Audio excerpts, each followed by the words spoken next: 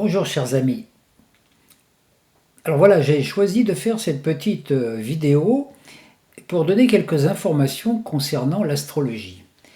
Parce que l'astrologie est souvent comparée pour la plupart des gens à l'horoscopie. Donc l'horoscopie qui n'est jamais qu'une déformation de l'astrologie, qui va vous dire aujourd'hui les Verseaux vous arrivez ça, les Béliers va vous arriver ça, etc., etc.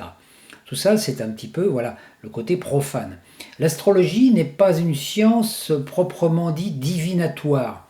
C'est une science qui permet de prévoir à partir de certains paramètres, de certaines informations. Mais l'astrologie ne sert pas à vous dire ah demain il va vous arriver ça, etc., etc. Pourquoi un astrologue n'est-il pas destiné à prévoir l'avenir? Parce que prévoir l'avenir de quelqu'un, c'est quelque part le déterminer à sa place, c'est-à-dire l'influencer. Si je vous dis que dans une semaine il va vous arriver quelque chose, etc., automatiquement votre comportement, vous allez plus ou moins être influencé par cette information et puis vivre cette chose. Donc il faut y voir qu'il y a plusieurs strates de temps, il y a plusieurs strates, donc, notamment même dans le monde astral. Vous avez donc les basses strates de l'astral dans lesquelles, quand vous voyez une personne, vous pourrez presque lui prédire son avenir. Parce que vous savez que la personne va fonctionner que par à partir de sa conscience limitée. Et la plupart des gens qui vivent dans les strates, dans les basses strates comme ça, qui sont un petit peu dans l'inconscient collectif, sont facilement manipulables, que ce soit par certains faux gourous, ou par certains astrologues, ou par certaines voyances, des gens qui ne penseraient qu'à faire de l'argent en prévoyant aussi le malheur des autres, etc. Tout ça. Alors par contre, quand vous êtes dans une strate différente, c'est-à-dire quand votre conscience est plus ouverte, automatiquement, votre thème n'est plus quelque part quelque chose qui est déterminé, ça vous donne des éléments. Donc le but de l'astrologie, enfin du moins tel que moi je le pratique, c'est d'aller chercher dans les structures du thème comment vous êtes incarné dans cette vie à une certaine période. Donc vous avez quelques influences. Vous avez des influences planétaires, les influences de votre thème astrologique, de votre signe solaire, etc. Ça vous donne, je dirais, un potentiel, une sorte de programme de probabilité, de possibilité. Donc vous pouvez tout vivre dans le thème et tout est amené à le supporter, on peut dire, ou alors vous pouvez aussi tout transcender. Parce que si on vous dit par exemple, ah voilà, là il y a une tendance à un défaut, par exemple au mensonge, ben vous pouvez faire le travail vous-même en disant tiens, ben voilà, ce truc-là je le rectifie. Après c'est fini, dès l'instant que vous avez rectifié un problème planétaire, un carré planétaire, automatiquement ça devient positif. Donc le but de l'astrologie, c'est de voir le potentiel d'une personne, de lui expliquer le tempérament. Voilà, pour vous, si vous passez par là, c'est mieux que passer par là. C'est pas que c'est mieux, c'est que ça sera plus facile. Donc le but d'un astrologue, c'est d'ouvrir la conscience aux personnes qui viennent le consulter. Dire voilà, une personne ordinaire ne pourrait voir par exemple qu'une route ou deux. L'astrologue, lui, grâce à son potentiel d'études, va dire ah bah il y a d'autres voies. Tiens, vous avez ce don en vous. Vous en êtes conscient? Ah bah non, je savais pas que j'avais ce don. Ah bah peut-être que voilà, mais l'astrologue peut vous dire vous avez ce don, je vais par une pichenette magique vous donner ce don. Non, c'est-à-dire que c'est une révélation intérieure. Il faut savoir que toute la révélation vient toujours de l'intérieur. Donc, que vous soyez en face d'un astrologue, que vous soyez en face d'un gourou, que vous soyez en face de quelqu'un, tout ce qui vient de l'extérieur n'a qu'un but, c'est de vous ramener à l'intérieur. Donc quand un astrologue vous dit quelque chose, l'important c'est de voir comment ça résonne en vous. Donc le but de l'astrologue, ce n'est pas de vous déterminer, de ne pas vous définir votre avenir en vous disant vous allez passer par là, il va vous arriver ça à telle époque, etc. Ça c'est de l'astrologie négative puisqu'on n'a pas le droit d'influencer le destin d'une personne. Le but d'une étude astrologique, c'est donc justement plutôt d'ouvrir les portes en disant voilà, ah vous avez vu, il y a d'autres portes, il y a plein de portes que vous n'aviez pas vues. Donc le but d'un astrologue, c'est d'ouvrir la conscience à d'autres possibles. Donc tout le potentiel qui est contenu dans le thème montre des possibilités, en sachant toutefois que dès que vous avez activé ou réalisé un potentiel qui est inscrit dans le thème, d'autres potentiels vous s'ouvrir. Quand vous passez une porte, il y en a d'autres. Et ça, l'astrologue ne peut pas le voir. Moi, par exemple, je vais vous dire, vous avez tel don, par exemple, pour le chant. Vous voyez, par là, vous avez une belle voix, vous devriez peut-être apprendre, vous devriez peut-être utiliser votre voix, parce que c'est un talent, c'est écrit dans votre thème que vous l'avez, d'accord? Donc vous allez vous utiliser votre talent, votre voix, votre chant, et automatiquement, ça va vous ouvrir d'autres portes dans n'importe quel domaine, que c'est dans le domaine de la transcendance et autres. Et moi, ça, je ne peux pas le voir. Je peux vous dire, tiens, vous avez ce don. Après, vous l'utilisez ou non. Donc, si vous n'utilisez pas votre don, il reste latent. Donc, moi, le but, c'est justement de dire, tiens, vous avez ce truc que vous n'aviez pas vu là. Voilà.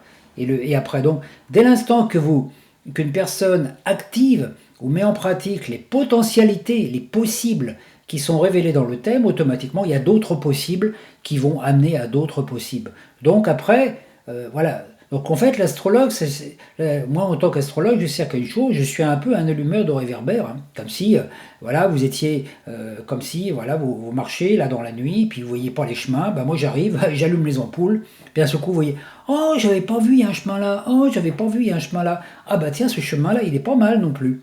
Voilà, c'est juste ça, c'est juste de montrer les meilleures routes. Donc ne vous laissez jamais influencer par des gens qui vous tirent le tarot ou qui vous disent ou qui par l'intermédiaire de l'astrologie sont déterministes. C'est pas à nous de définir, c'est chaque être humain doit être libre.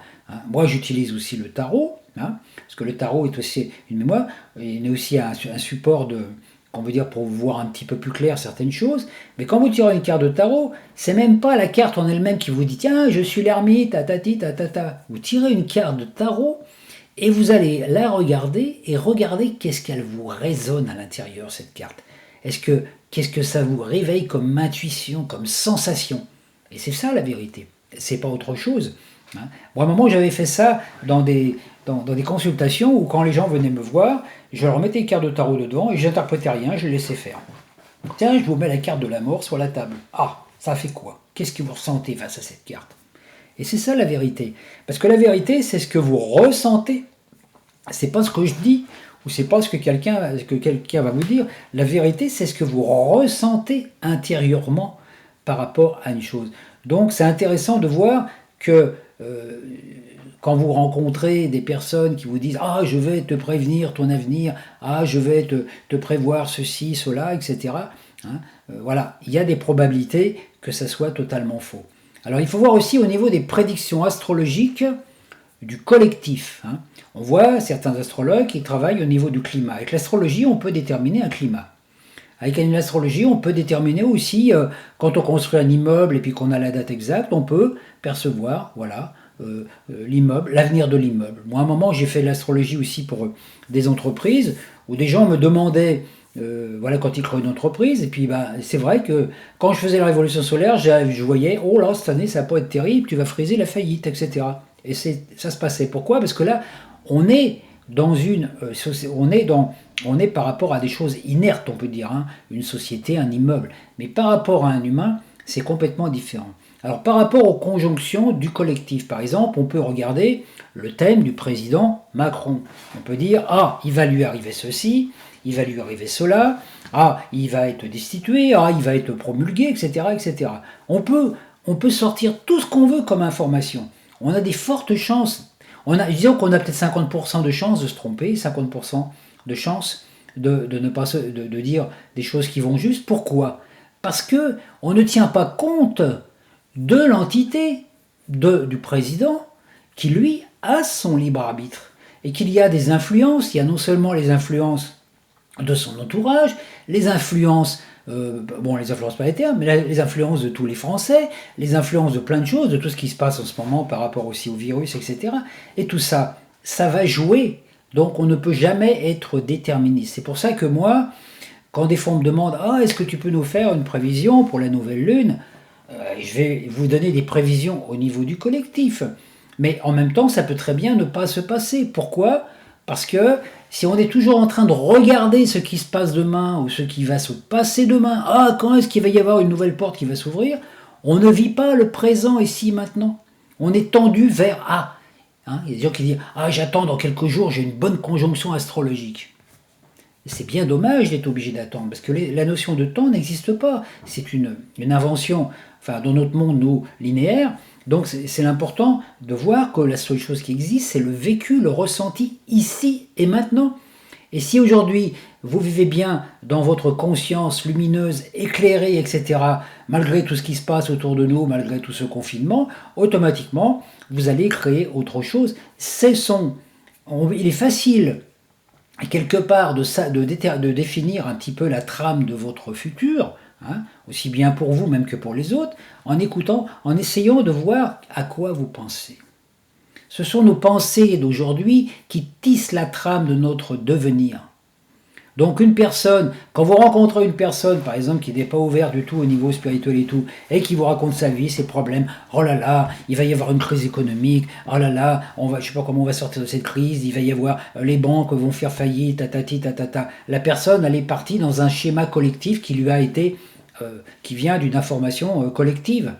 Naturellement, la personne, elle est manipulée par ça. Vous allez pouvoir lui dire, oh bah oui, c'est sûr, ce que tu dis, ça va être vrai. Pourquoi? Parce que l'attention, je le répète souvent, le point d'attention qui est ici, hein, la vision intérieure, crée notre réalité.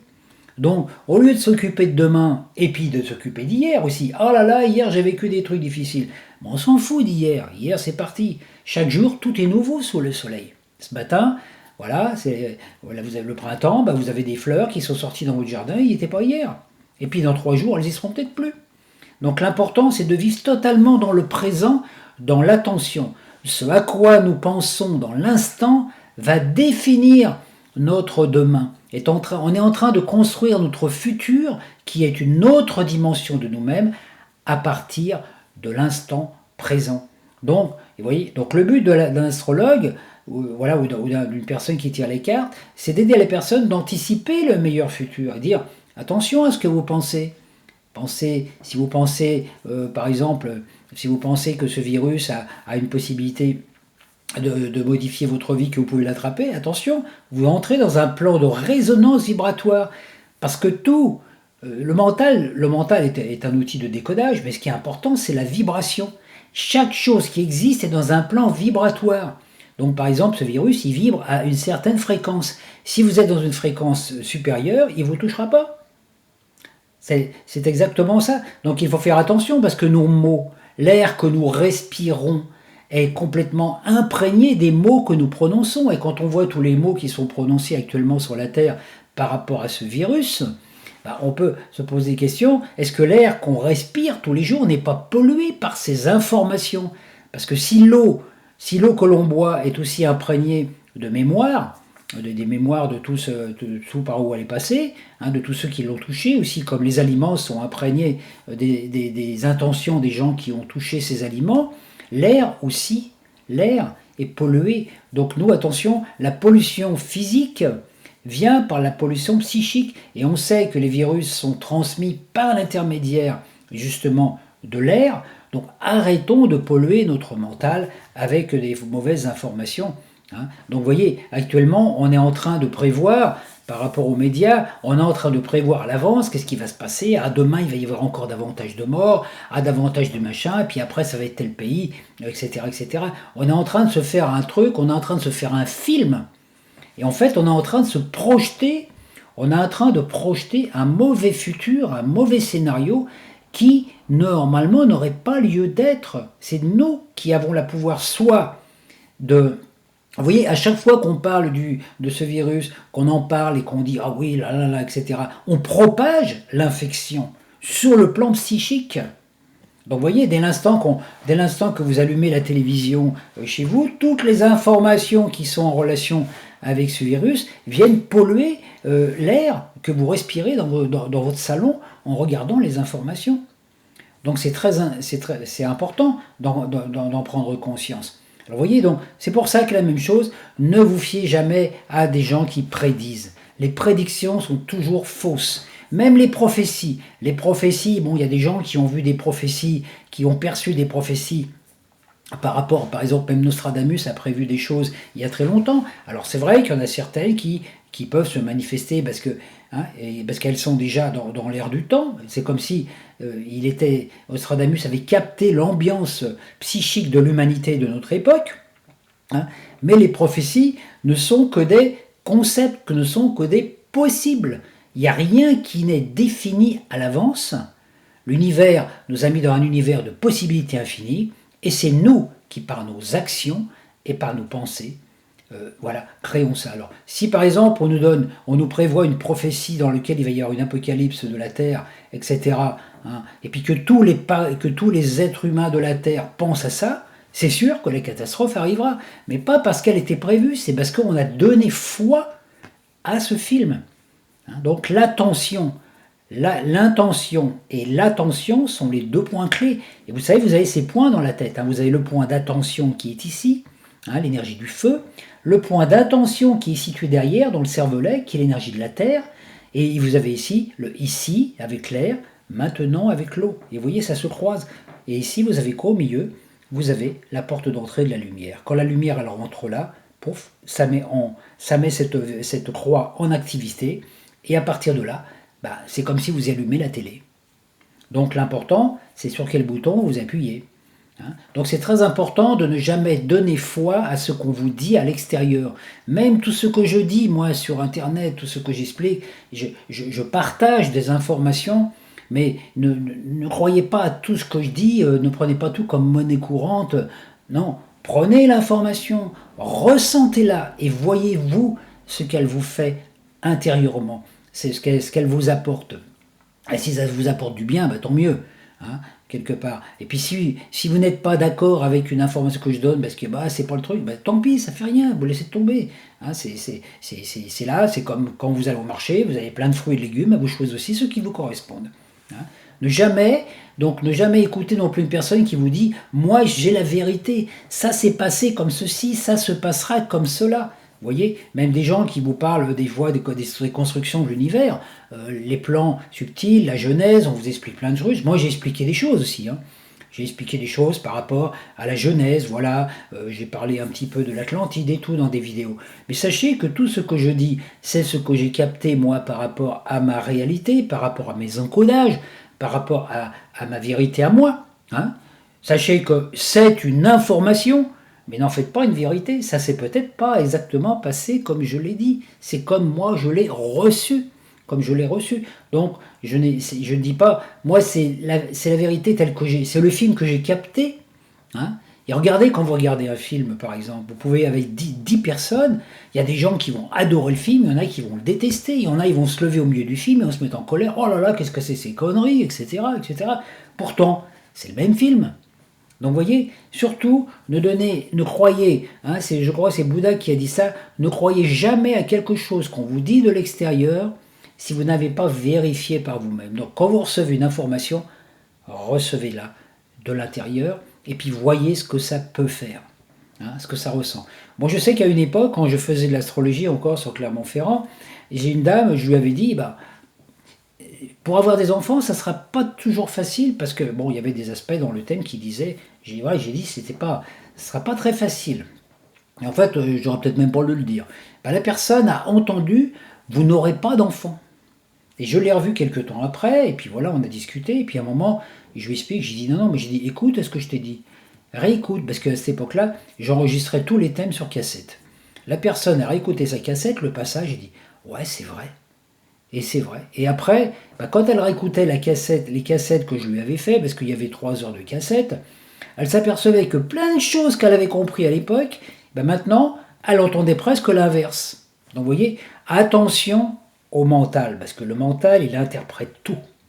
Hein. Tant que plus vous avez de mental, plus vous essayez de comprendre, plus vous essayez d'analyser, plus on se fourvoie, plus on fait des interprétations, des machins. C'est pour ça que même si vous allez sur Internet et vous regardez plein des vidéos de personnes différentes qui vont dire des choses un peu similaires, un peu différentes et tout, au bout d'un moment, vous allez avoir une tronche comme ça, parce que vous allez avoir la tête comme une pastèque, et puis dedans, à l'intérieur, bah, ça va bouillir, vous n'allez plus rien comprendre, puis à un moment, vous aurez saturation, et vous allez tout balancer, vous n'allez plus vouloir écouter du tout de vidéo.